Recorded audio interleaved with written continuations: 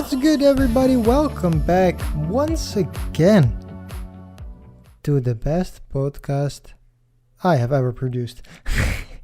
Welcome to the Didn't Ask podcast. Today I will be going back into the world of Reddit to see what the people asked Reddit and didn't ask me. I hope you had a great week. I hope you've listened to last week's episode. If not, please go back to the feed and select last week's episode.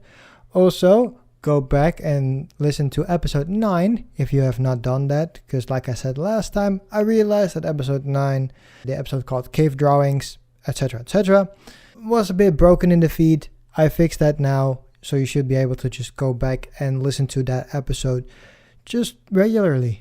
So just go back into the podcast feed and see the episode, look for that, and you can listen to that very easily. Well, enough with the blabbering. Let's go right into the first question of today, of this wonderful episode 13, lucky number 13, I might say. And that is the first question asked by user bluish_squid, of course coming from the Ask Reddit subreddit. And the question was, what was the weirdest black market in your school? And this is a fun question, because everybody knows in high school there are some of these guys and girls that just sell some fucking weird shit. And it's just like, why do you even have that? How the fuck did you get that? Second, why are you selling this here? I mean, the second question I have an answer for, and that is because people buy that shit, of course. But it's such a weird thing to me that some kids are just like, okay, well, I'm just gonna sell this and hopefully make my money. But so the fun thing is, again, in high school, you had your own locker. So some people would just mad stack their lockers to the brim with shit they could sell. So there were multiple people that had cans of energy drink, because everybody loves energy drink in high school for some sort of reason here.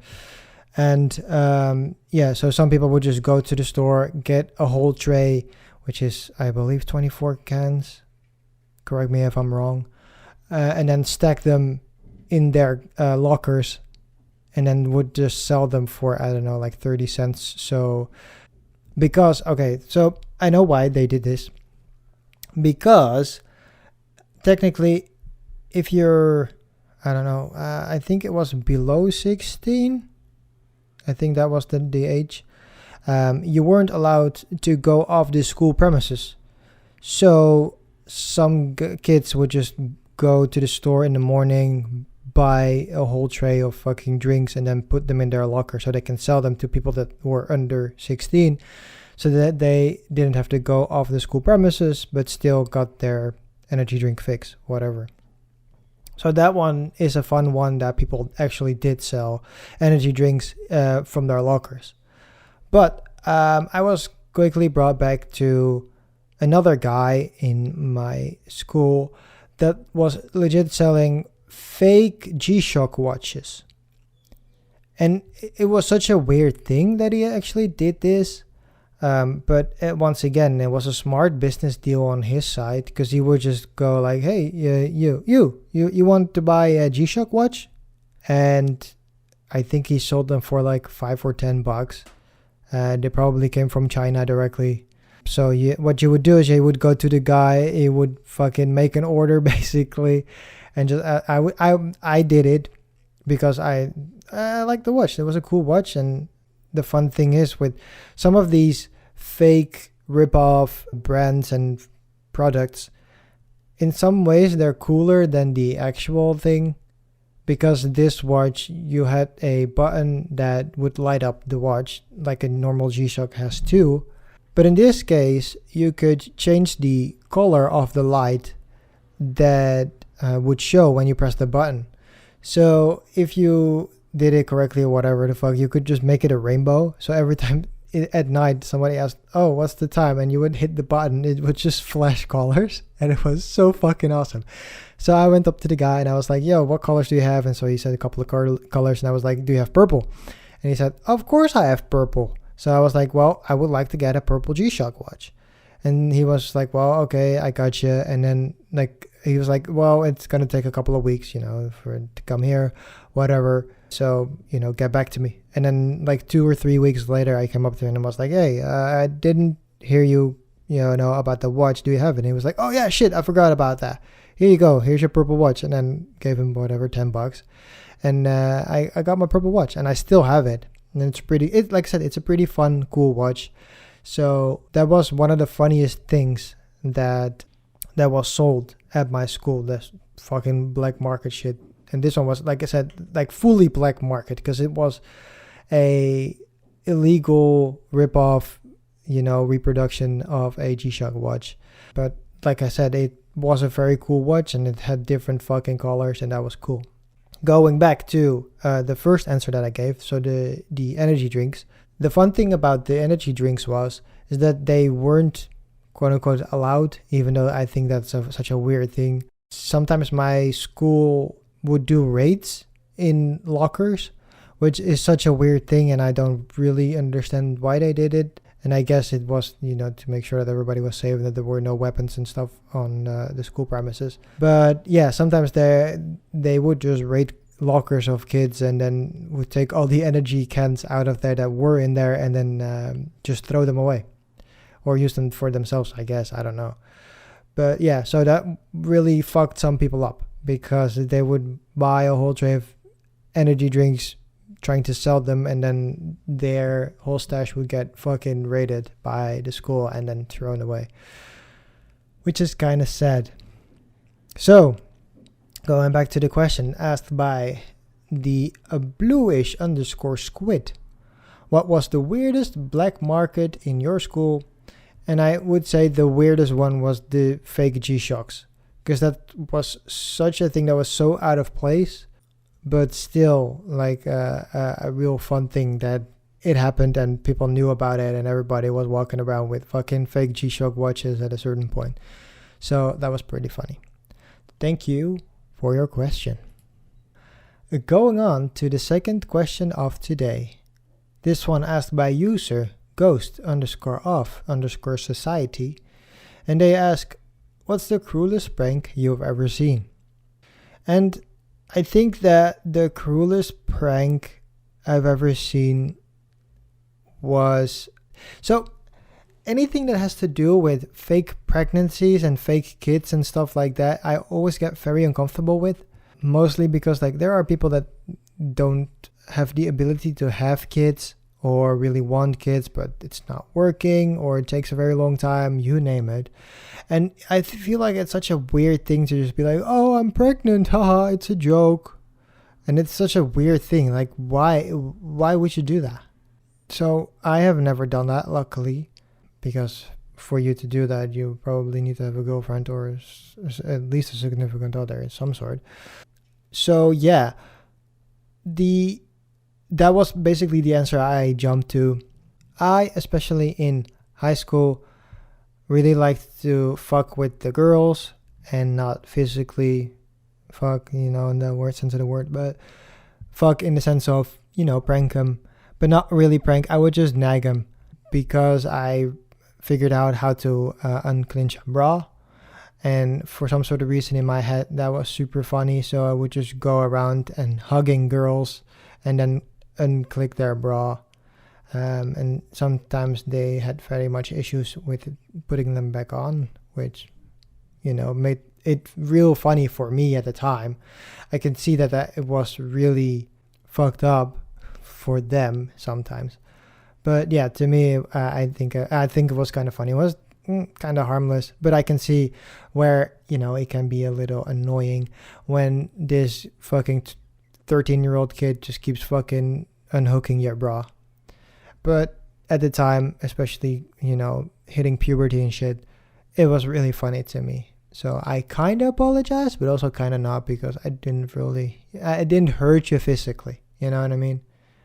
Maybe a little emotionally, but not physically. So going back to the question asked by user ghost underscore of underscore society. Jesus Christ, why the fuck did it take me so long to get that out? What was the cruelest prank you've ever seen? So I think the cruelest prank I've ever seen was people pretending to be pregnant and then, spoofing their significant other. I've seen this shit on TikTok and, I don't have TikTok, but I've seen TikToks of people doing this on Twitter and Instagram, and it just sucks. Don't do that shit. It just hurts people. Not only does it hurt your partner, but it also hurts the people that see this, that want to be pregnant or, in some ways or shape or form. So yeah, that would be the answer I think I would give. So anything to do with pregnancy.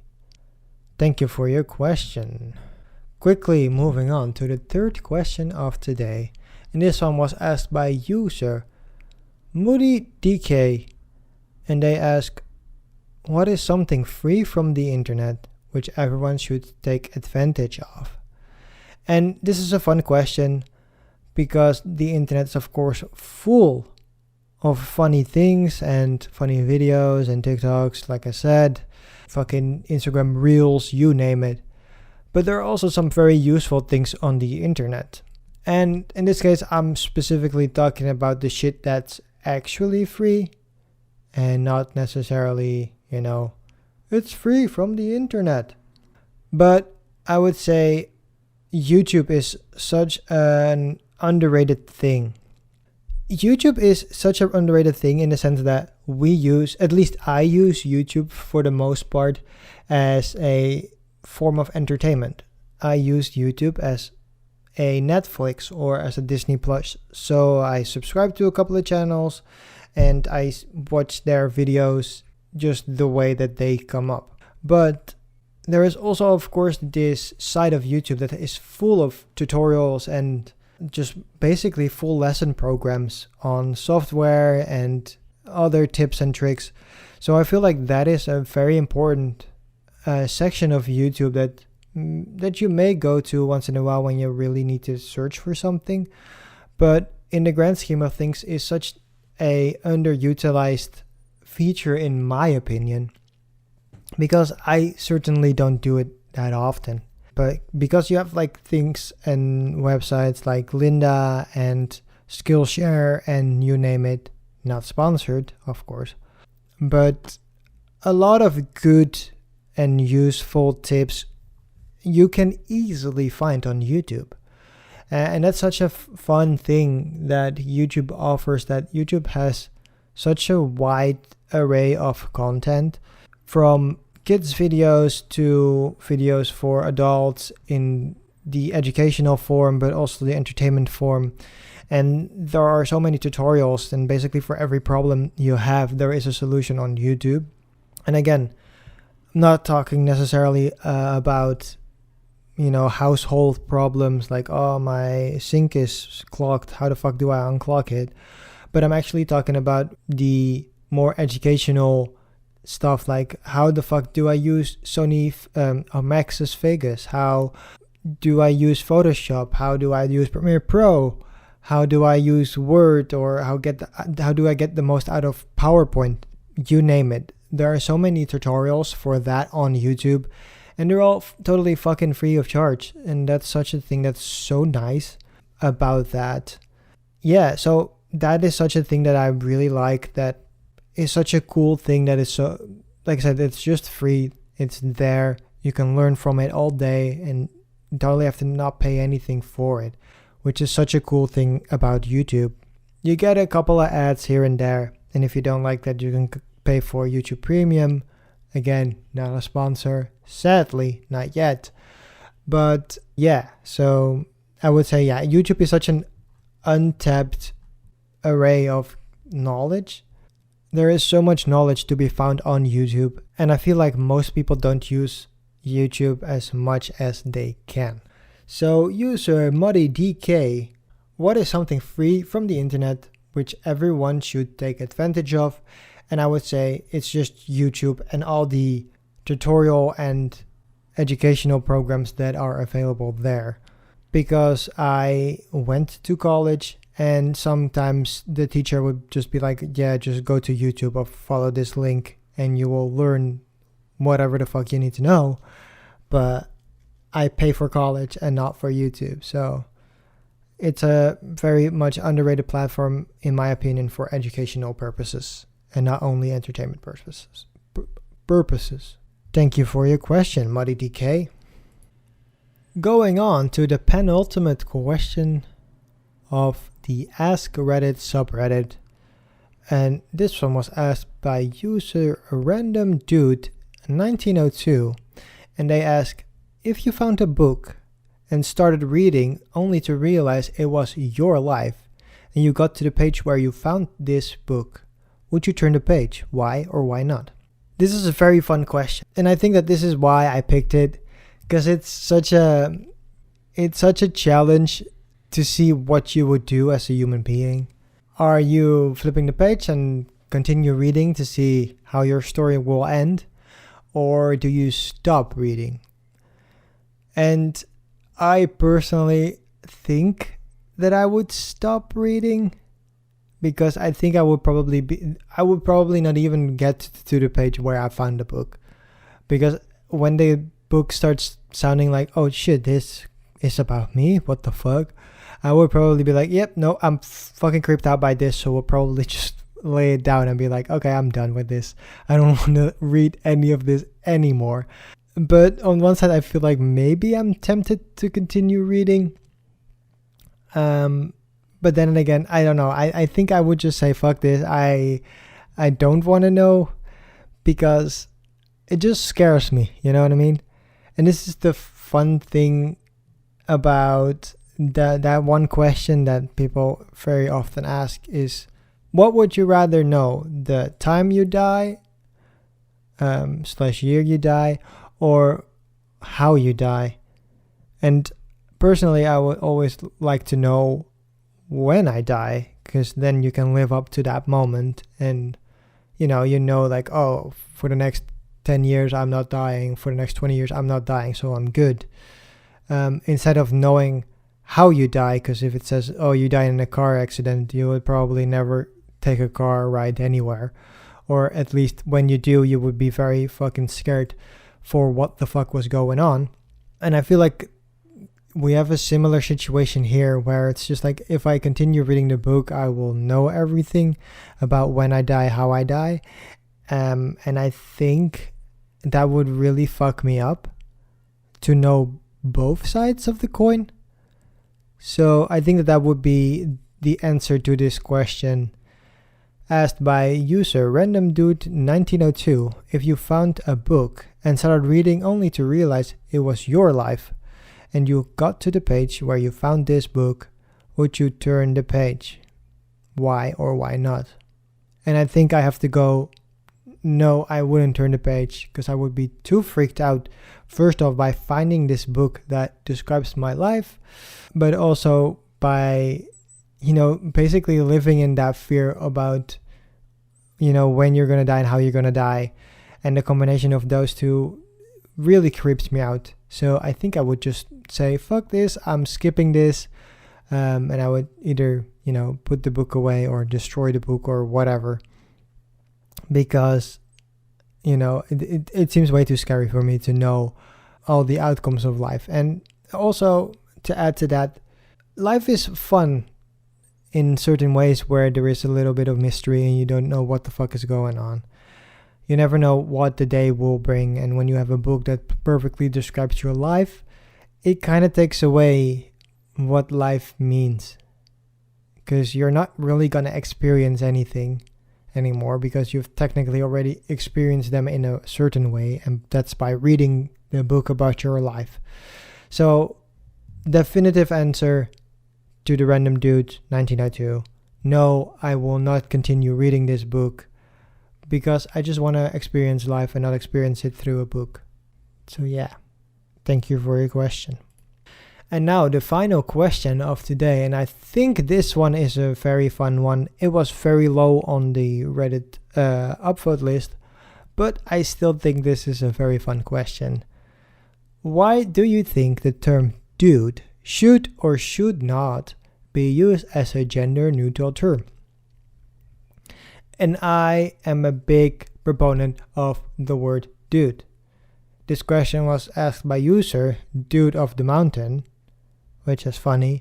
Also, if you can remember, we came off a question that was asked by user Random Dude 9002. So there are a lot of dudes here. But going back to this question, why do you think the term dude should or should not be used as a gender neutral term? I love the word dude, and I call everybody dude in a sentence, especially when somebody asks a question that may be a little stupid or, like a very obvious answer. I just go, dude, like, what are you talking about, dude? And I love the word dude, and I call everybody dude. And I've had multiple times where I said dude to a chick, or to a girl, and they were just like, why did you call me dude? And I'm just like, I just call everybody dude. As long as you're a dude, if we're vibing, you're a dude. So I just go, dude, what are you doing? But I saw this reply to this Reddit thread, and this one was posted by user Titus_Favonius, and they said that they would use dude as a gender neutral term when referring to somebody personally. So like I just mentioned, if you're talking to somebody and they ask a question and you go, dude, what are you talking about? Then you can say it to anybody, it's gender neutral. But if you're talking about somebody, then it is specifically related to a guy. When you're talking about, hey, that dude over there has blonde hair, or that dude over there is looking at you, then it's very much a gender specific thing. But in the grand scheme of things, I would say dude is a very gender neutral term. And if you are using it as a point of directing to somebody you know and in a conversation with, I would say dude is a gender neutral term. And I will continue using dude as a gender neutral term because everybody is my dude, even when you're a girl. So thank you for your question, dude_of_d_mountain. I like the way I said your name the first time way better because I just said dude of the mountain, but that's fine. Thank you for your question. I would just call everybody dude. Everybody's a dude. I hope all the dudes and dudettes can understand that. Okay, well, we've come to the final question of today. And if you know, you know. And if you don't know, you will know now. And this one comes from the subreddit called Am I the Asshole? And this question coming from user Perfectly Splendid. And that, of course, could be a reference to The Haunting of Bly Manor, the Netflix show. Because everything in there is perfectly splendid. Okay. Let's jump into the question. Am I the asshole for switching doctors? I, a 24-year-old female, currently see a small family doctor in my town. I have a current appointment today and due to traffic was walking in right at my appointment time. I get in and have to wait in line to get checked in. And at this point, it's been about 10 minutes. The front office worker tells me, well, you're 10 minutes late, so we need to reschedule you. I told her I've been waiting in line this whole time, and she goes, the line hasn't been that long, and rolls her eyes at me. This isn't the first time I've been frustrated with my doctor's office, such as often having to wait upwards of an hour before I'm seen, being told I'm obese, I'm 5'3" and 130 pounds, nowhere near obese for my height, as well as being often ignored for what I've said. I decided to switch doctors and found one today. I requested that my doctor be informed when I checked out today, as he wanted to see me in a follow-up appointment, and the check-in worker got really upset and went off on me saying it's my fault I was late today and I shouldn't be leaving over my own fault. Now I'm wondering if I handled this wrong and if I am the asshole.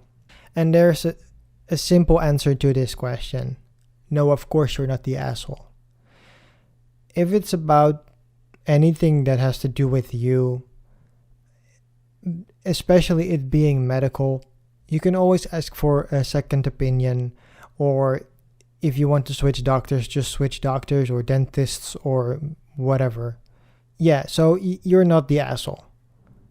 If you want to switch and if you're not feeling comfortable with the way you're treated, in this case, you're going to a doctor's office, so you need to be treated perfectly, especially you saying that sometimes you feel unheard, and that is something that really frustrates me, in a sense that if the person goes, like if you're saying something and they just totally ignore you, especially when it has to do with medical reasonings, that could be very dangerous.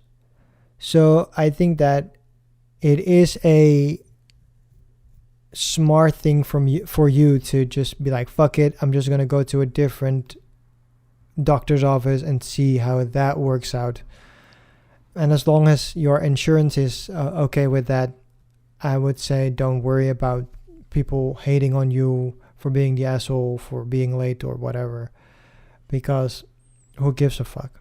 It's about you feeling right in your place. So if the office worker is giving you shit for asking to be transferred to a different doctor's office, let her give you shit, because she either will hold on to that while you move on with your life, or she'll just forget it the next day and be totally fine with everything that fucking happened.